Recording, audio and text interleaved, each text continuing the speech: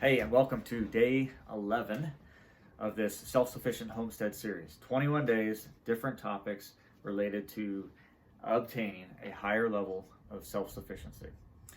Also, I'm going to do a day 22 question and answer. So if you have any questions related to this topic or any other topics associated with self-sufficiency, write them in the comments here or on Facebook.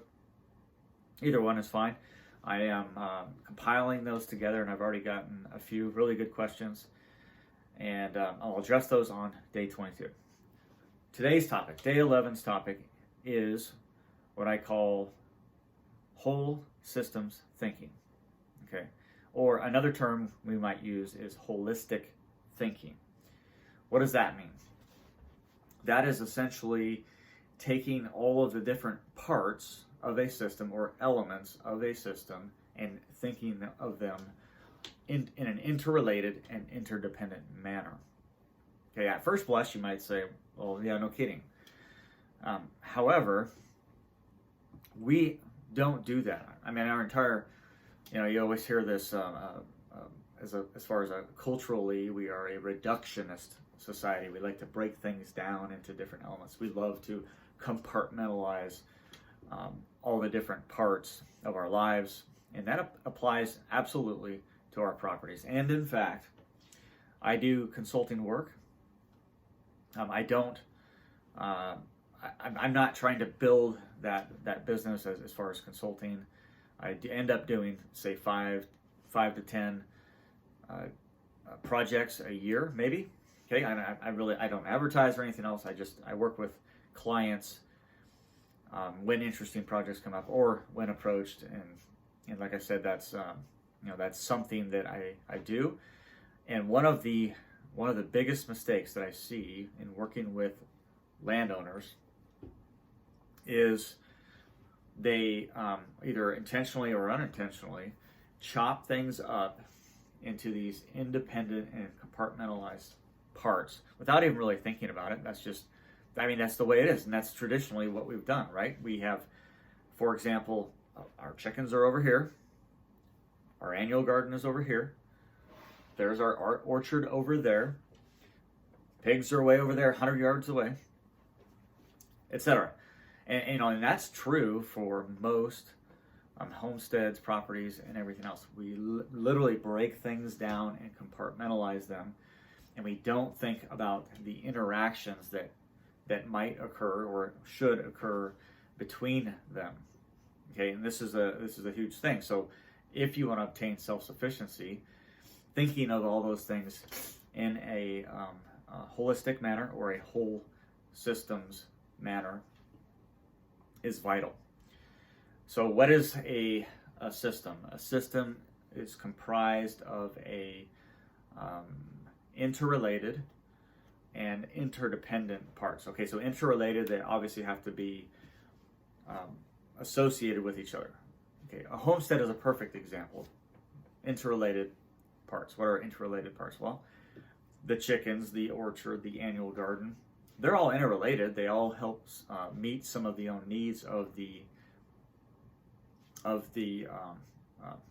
homesteader.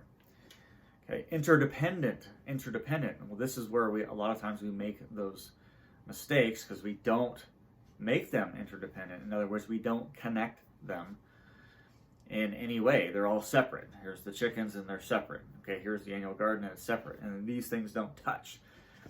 Okay, and then the orchard, and we don't, so we don't combine anything there, or we don't make those connections.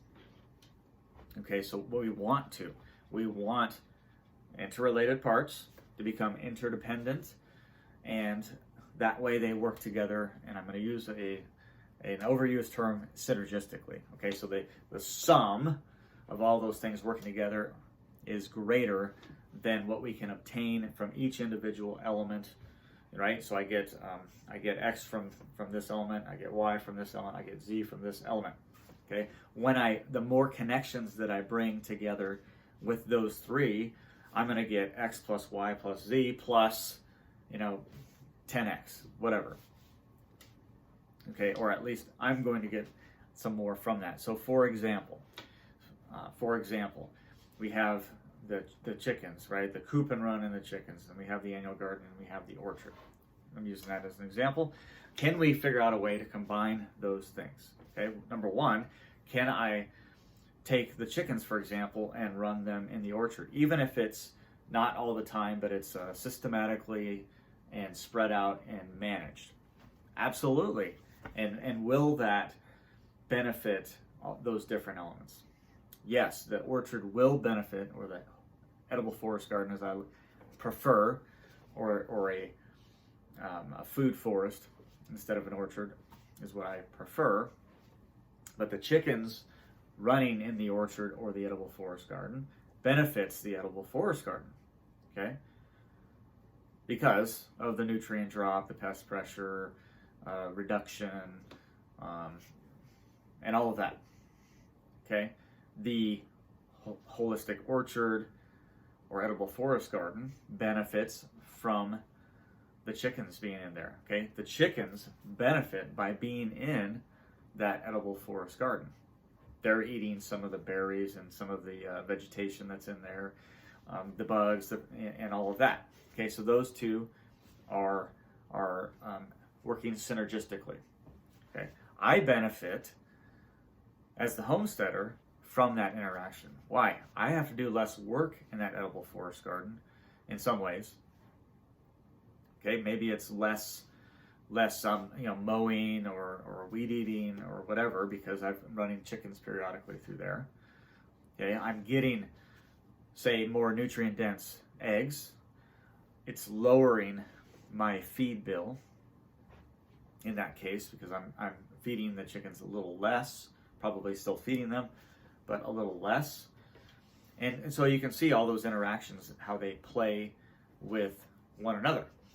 So whole systems thinking is important. And when we look at our whole system, so not only do we have an example of how those elements might work together, we want to build a system that is adaptable and flexible.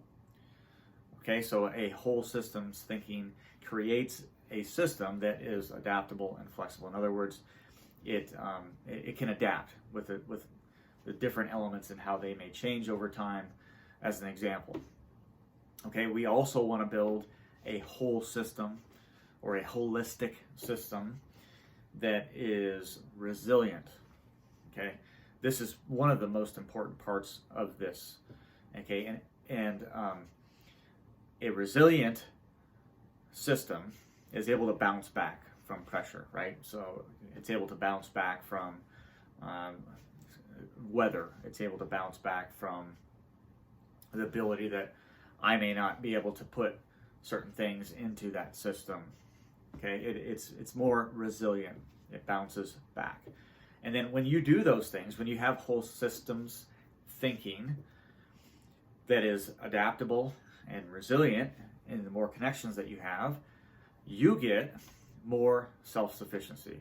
Your inputs go down, okay, which necessarily gives you more self-sufficiency. And that is the topic and lesson for today. So how can you look at your system and, in a less compartmentalized manner? And I think I'll end there, because I like the example of the chickens in the orchard and in the annual garden, right? And how those things may interplay. I would combine essentially all of those things, right? And then you integrate water and energy and different things, and how can I best integrate that? One of the days I'm going to talk about element placement, specific element placement, and how you might design element placement, which again is related to this whole systems thinking. All right, so do me a favor, like this video, make a comment, ask questions, subscribe, and hit that bell for me. And if you would, share this with someone if you think they would benefit from it.